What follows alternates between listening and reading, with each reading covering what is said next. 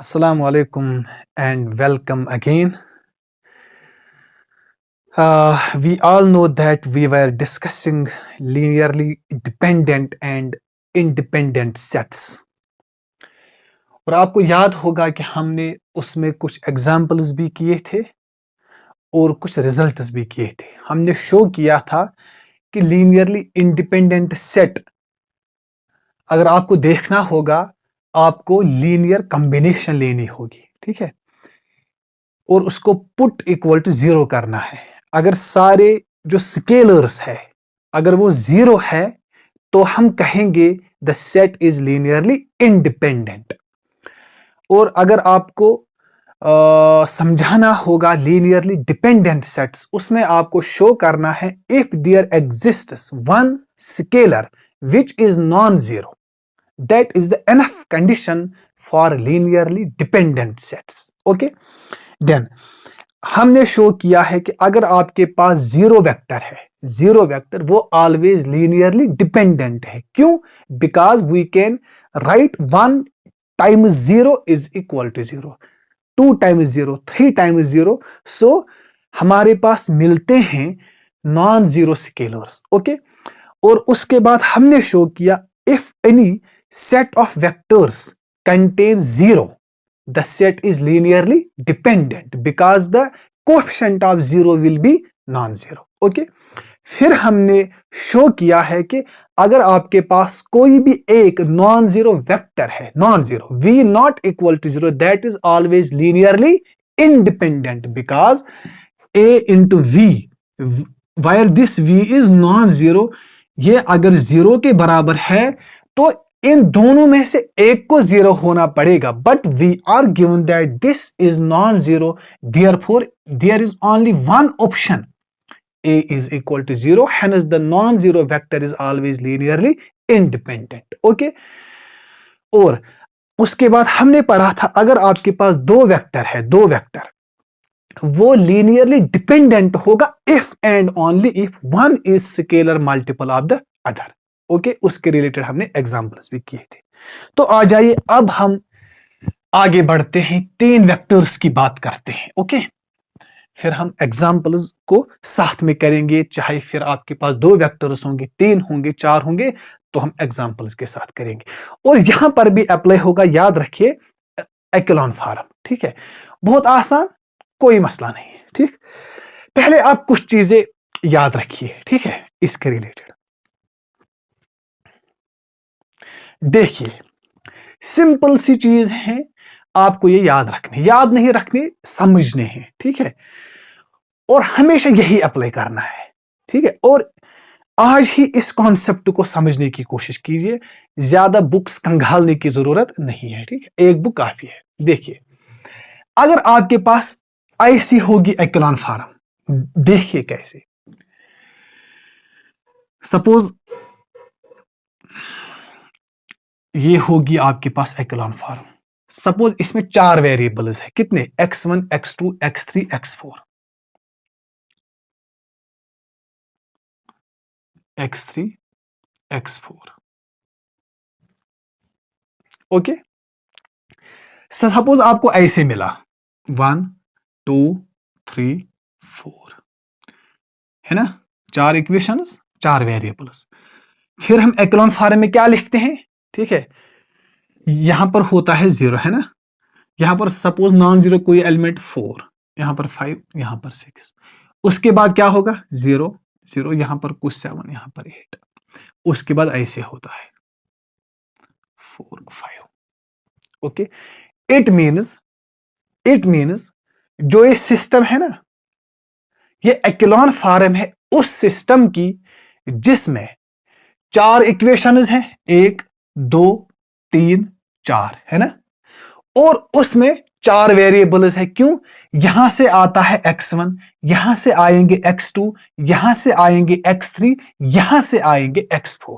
मतलब असल में जो ये सिस्टम था ये ऐसे था, सपोज ऐसे a1 x1.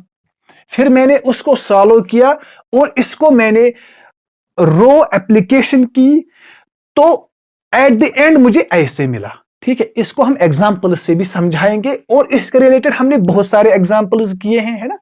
सपोज ये ऐसे था a1x1 a2x2 suppose a3x3 plus a4x4। समझने की कोशिश कीजिए, बहुत ही आसान लैंग्वेज में आपको समझाने की कोशिश कर रहा हूं, और ये आपको, अगर ये आपको समझ आ गया ना, आपकी सारी प्रॉब्लम इसके रिलेटेड जो बेसिस तक ये सारा क्लियर होगा। ऐसे था ये सपोज, फिर हमने इसको सॉल्व किया। सपोज ये था b1x1 b2x2 ऐसे ही, ठीक है, b3x3 प्लस b4x4। फिर यहां था suppose c1x1 plus c2x2 plus c3x3 plus c4x4 is equal to 0। फिर था यहां पर सपोज d1x1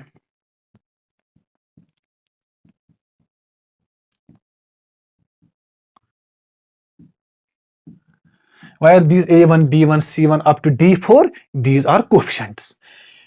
जब हमने इन कोएफिशिएंट्स को यहां पर रखा और उसमें रो एक्लोन फॉर्म, रो एक्लोन अप्लाई किया, एट द एंड मुझे ऐसे मिला।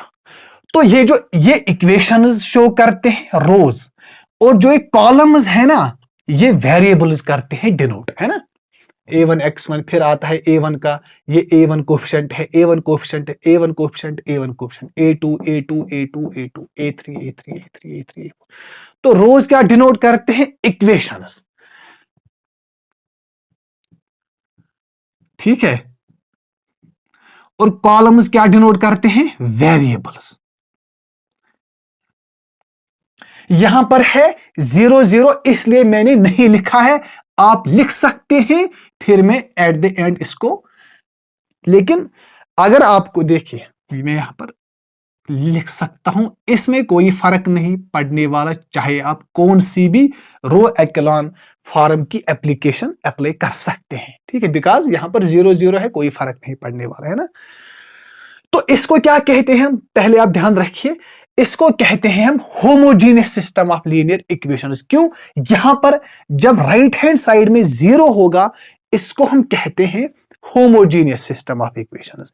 अगर यहां पर नॉन जीरो होगा तो हम कहते हैं non homogeneous system of equations, ठीक है। और अगर आप यहां पर 0, ये वाला कॉलम है ना, इसमें आप 0 लिख सकते हैं और नहीं भी लिख सकते हैं, कोई फर्क नहीं पड़ने वाला, ठीक है। हाँ, अगर यहां पर क्या होगा, नॉन जीरो, तो आपको यहां पर लिखना होगा, ठीक है। देखिए आप यहां पर क्या है, यहां पर तो 0 है। अब देखते हैं, तो इसका क्या मतलब है।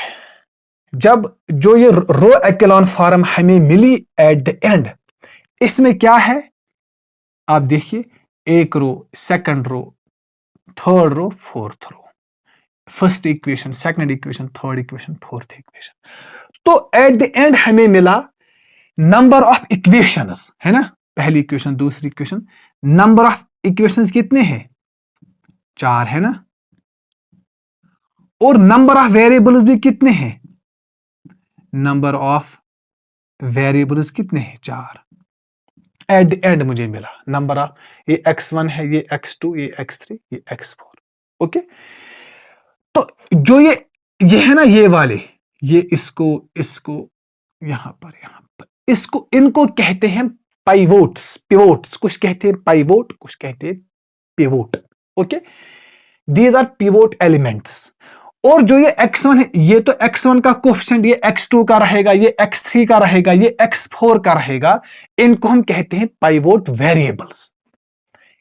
इनको भी आप लिखिए फिलहाल। x1, x2, x3, x4 are called pivot variables.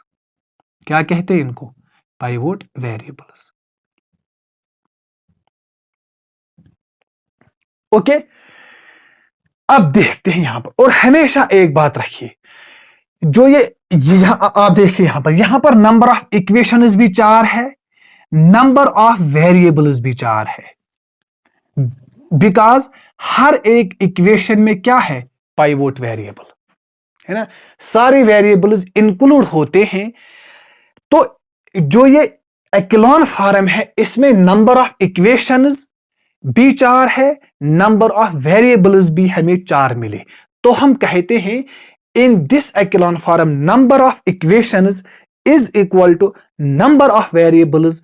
अगर ऐसी होगी हमारी रो एक्लॉन फॉर्म, हम कहते हैं जो ये सिस्टम है इसमें हमेशा यूनिक सॉल्यूशन होगा।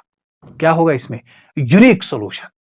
ये बात याद रखिए। अगर in row echelon form if number of variables is equal to number of equations, तो हम कहते हैं the system of equations has a unique solution.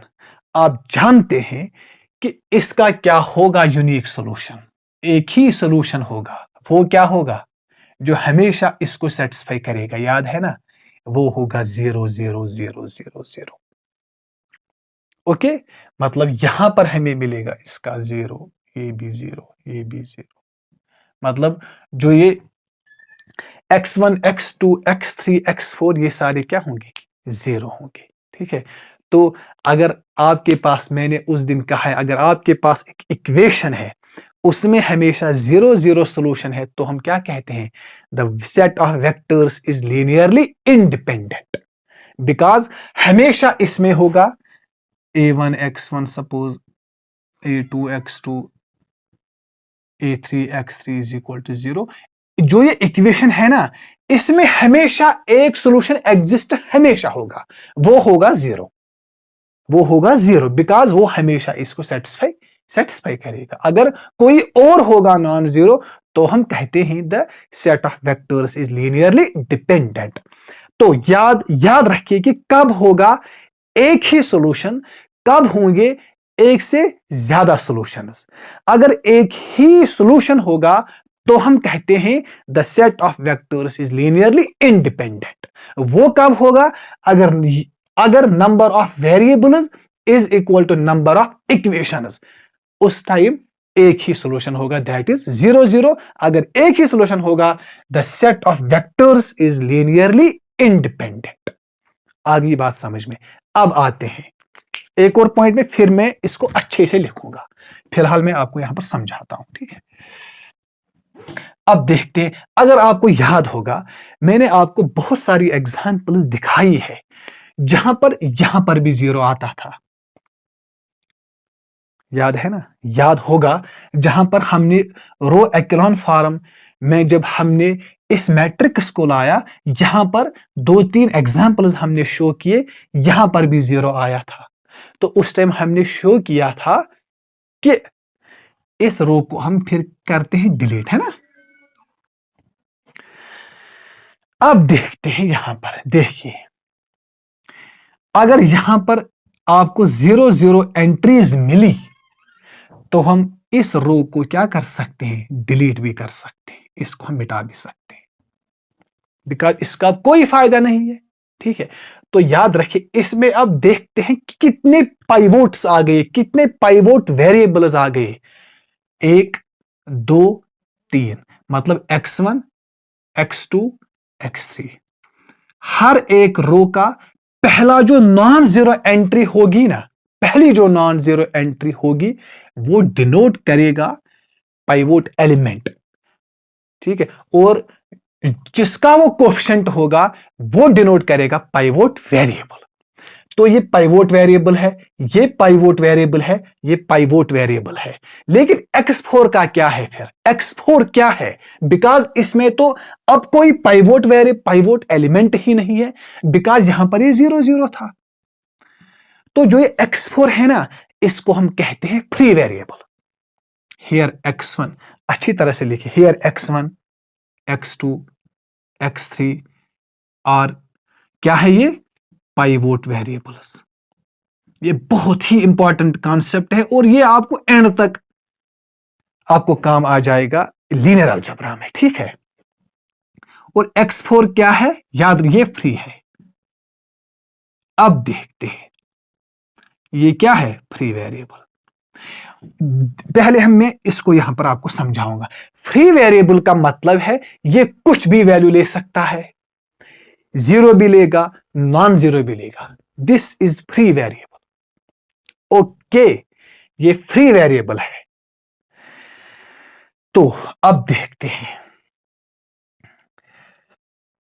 यहां पर आप देखिए, यहां पर अब आगे इक्वेशंस कितने, एक, दो, तीन ही इक्वेशंस आ जाएंगे। नंबर ऑफ इक्वेशंस कितने हैं, तीन।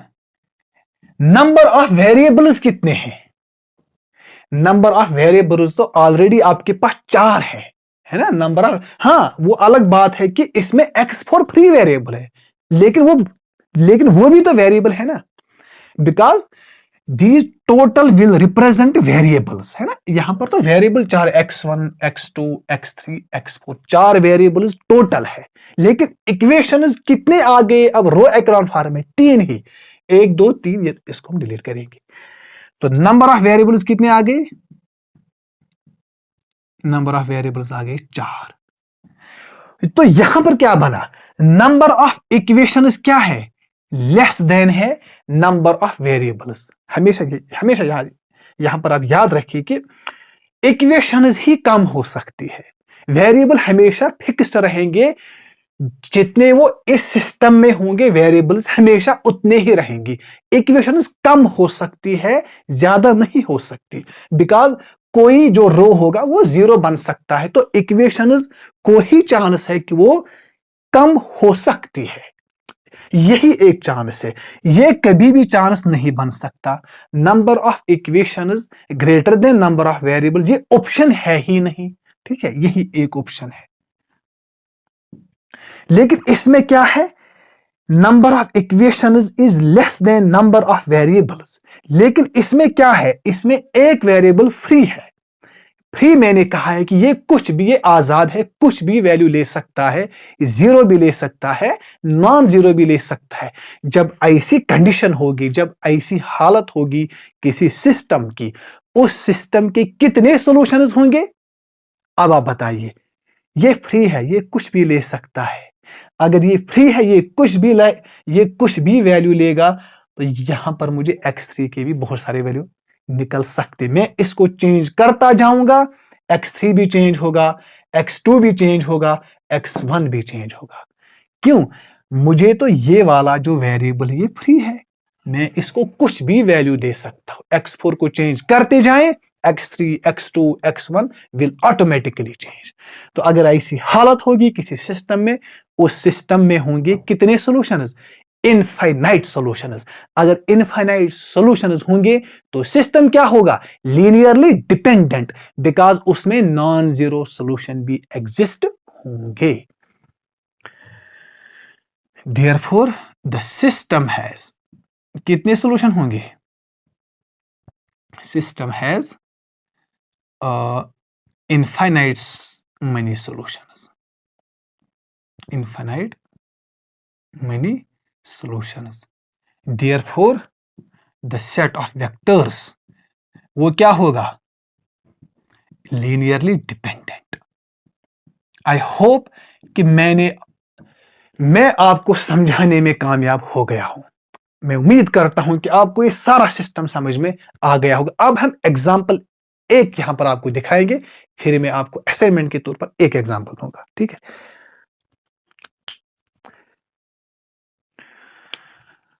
यहां पर एक जो मैंने आपको समझाया है ना पूरा, इसको आप सम अप कीजिए एक रिजल्ट में। ये एक रिजल्ट होगा, बहुत ही important result. Suppose let the system of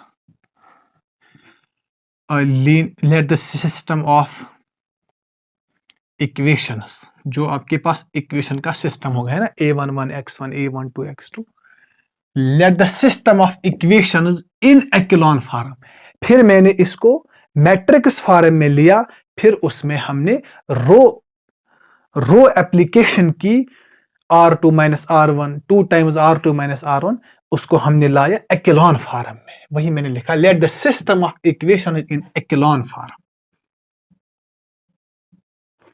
एक्लॉन form. Suppose इसमें क्या है, सपोज इसमें इक्वेशन, सपोज इसमें इक्वेशंस m है, कितने हैं m इक्वेशंस।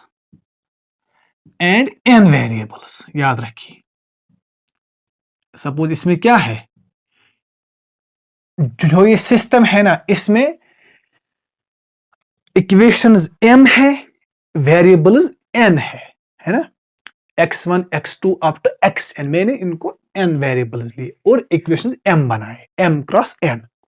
देन पहला, if m is equal to n, इसका क्या मतलब है, एक्लॉन फॉर्म में अगर number of equations is equal to number of variables, that is number of equations is equal to number of variables, number of, इसका क्या मतलब है, then the system has unique solution। वो क्या होगा फिर, यूनिक, और एक ही सोल्यूशन होगा, unique solution, that is 0 0 0 0 up to n because variables are n।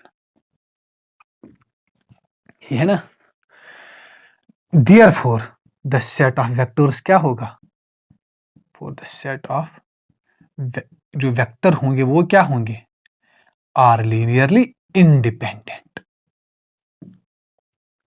आगे बात समझ में। और क्या ऑप्शन हो सकता है, इक्वेशंस कम हो सकती है, रोज कम हो सकते हैं ना, मतलब इक्वेशंस कम हो सकती है, तो वेरिएबल कम नहीं होंगे ना, वो तो हमेशा फिक्स्ड है। अगर ये होगा m less than n, that is number of equations less than number of unknowns और वेरिएबल्स। इसका क्या मतलब है, इसमें सपोज ये m है और ये n है, इसका मतलब है इसमें कितने फ्री वेरिएबल होंगे, इसमें कितने फ्री वेरिएबल होंगे, इसमें होंगे, अगर उसमें क्या थे, 4 थे टोटल वेरिएबल्स, है ना, 3 थे क्या, पाइवोट वेरिएबल, तो 4 माइनस 3 थे पाइवोट, है ना। तो इसका मतलब है एक क्या है, free variable, that is 4 minus 3, है ना। Total variables minus pivot variables आपको क्या देंगे, फ्री वेरिएबल, है ना। Free plus pivot variable is equal to total number of variable. अगर आपके पास पाइवोट 4 है, टोटल 4 है, पाइवोट 3 है, तो 4 minus 3 is equal to 1 will be free variable. अगर यह हालत होगी, m equations n variables, then there are n minus m free variables. वो होंगे क्या, फ्री वेरिएबल्स। अगर ये फ्री वेरिएबल होंगे, ये कोई भी वैल्यू ले सकता है, therefore the system has infinitely solutions.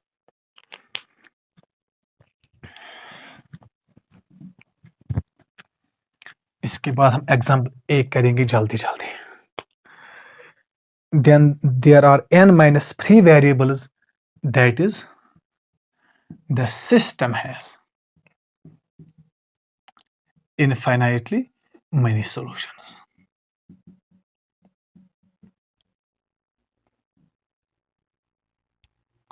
अगर infinitely many solutions होंगे, therefore the vectors are the set of vectors are linearly dependent। अब हम एग्जाम्पल एक करेंगे जल्दी जल्दी, आपको ये समझ आ गया, मैंने ये पूरा एक्सप्लेन किया है 20 मिनट में, ठीक है। ये बहुत ही इंपॉर्टेंट टॉपिक था, ये आपको पूरा काम आ जाएगा हर किसी टॉपिक में तकरीबन।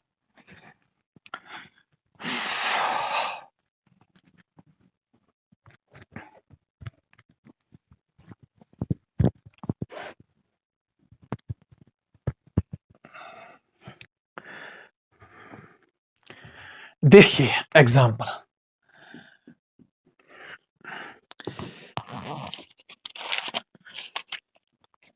सपोज आपके पास वेक्टर्स है, u is equal to 1 1 0, v is equal to 132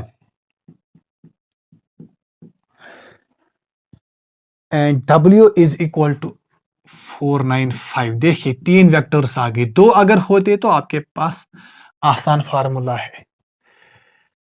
then S में लूंगा सबसेट UVW, 3 वेक्टर्स है ना, US। ये LI होगा लीनियरली इंडिपेंडेंट सेट होगा और LD होगा लीनियरली डिपेंडेंट सेट होगा। अब 3 वेक्टर्स आ गए। अब क्या हमें करना है, पहले हमें क्या लेना है, लीनियर कॉम्बिनेशन है ना। जल्दी जल्दी कीजिए। सपोज इसको मैं लूंगा XU प्लस, सपोज ये मैं लूंगा YV प्लस वो लूंगा ZW इज इक्वल टू, यही है ना। अब यहां पर कितने इक्वेशन बनेगी, 3 इक्वेशन। क्यों, देखिए X इंटू U मतलब ऐसे 1 1 0 प्लस 1 3, आराम से कीजिएगा, बिकॉज अगर यहां पर गलती हो गई फिर बहुत मुश्किल होगा वापस आ जाना। 495। अब देखिए कितने बनेंगे इक्वेशंस। यहां पर तो क्या होगा, 0, यहां पर 0, मतलब ये 0 वेक्टर है, ये ऐसे है 0 0 0 है ना, 0 vector, because we are talking about vectors.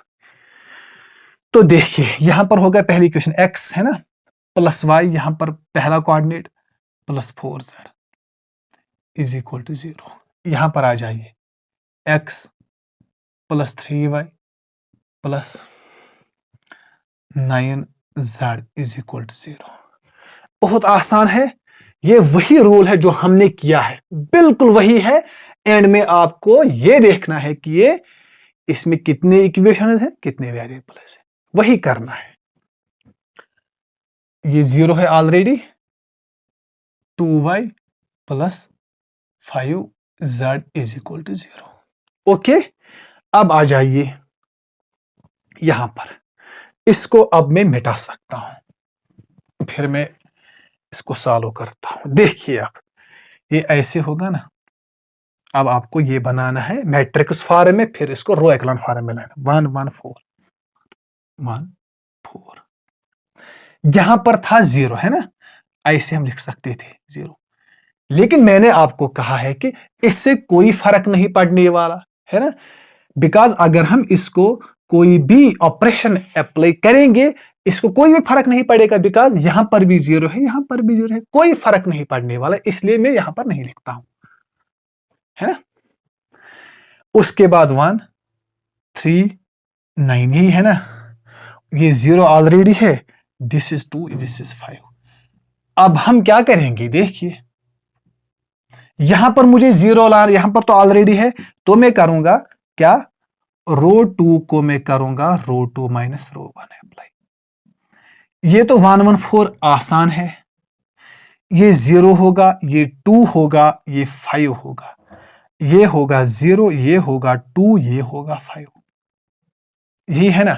अब क्या करना है, यहां पर मुझे रूल तो वही है, यहां पर मुझे 0 लाना है, तो मैं क्या करूंगा, दिस माइनस दिस, ये और ये नहीं कर सकता, क्यों, बिकॉज यहां पर फिर नॉन जीरो आ जाएगा, मैं तो ये तो हमारे लिए बहुत प्रॉब्लम होगी।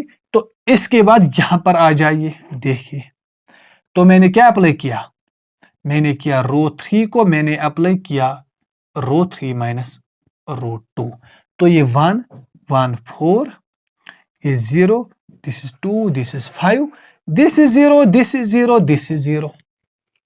अब आ जाइए, इसको अब मैं मिटा सकता हूं, तो क्या है, दिस इज पाइवोट वेरिएबल है ना x1, तो x1 pivot variable, x2 pivot variable, x3 क्या है, free variable, clearly x3 is free variable, ऐसे भी कर सकते हैं, अगर नहीं भी लिखेंगे कोई फर्क नहीं पड़ा, this understood that x3 is pivot variable. लेकिन अहम बात यह है कि ये वाला रो सारा 0 आ गया, तो इसको हम मिटा सकते हैं, तो इसका मतलब है इक्वेशंस कितने आ गए, 1 2, 2 ही इक्वेशंस है, वेरिएबल कितने हैं, 3, तो इसमें कितने सॉल्यूशन होंगे, इनफाइनाइटली मेनी सॉल्यूशंस, तो सेट ऑफ वेक्टर्स क्या होगा? Linearly dependent.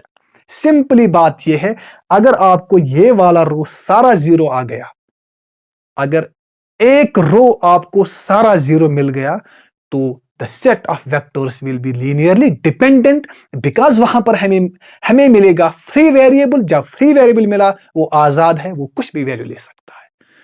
तो हियर m क्या है? Number of equations. m is equal to 2 is less than n is equal to 3, because ये इक्वेशंस होंगे, ये वेरिएबल, बिकॉज वेरिएबल आपके पास कितने हैं?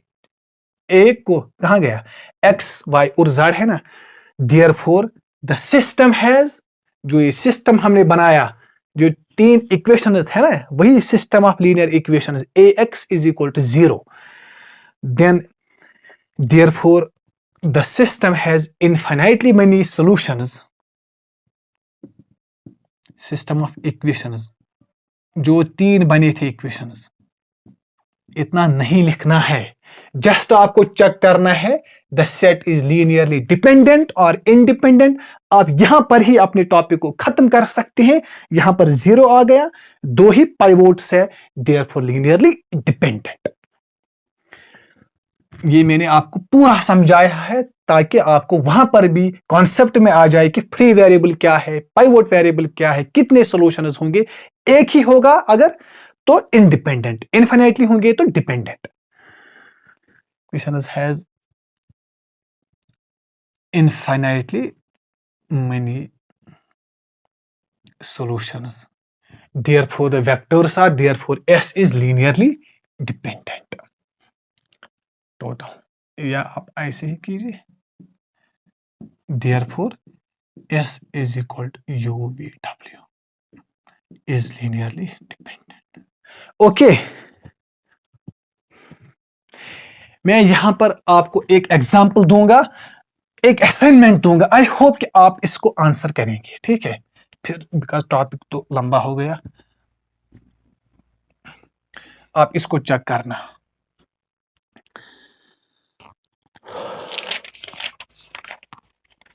आप इसको चेक करना। अगर आपके पास u ये है 112 v इज इक्वल टू 231 और w आपके पास ऐसे है, कैसे? 455 then s is UVW is, ये लीनियरली इंडिपेंडेंट है और लीनियरली डिपेंडेंट है। इसको आप ऐसे ही करेंगे। तो कल मिलते हैं, तब तक अल्लाह।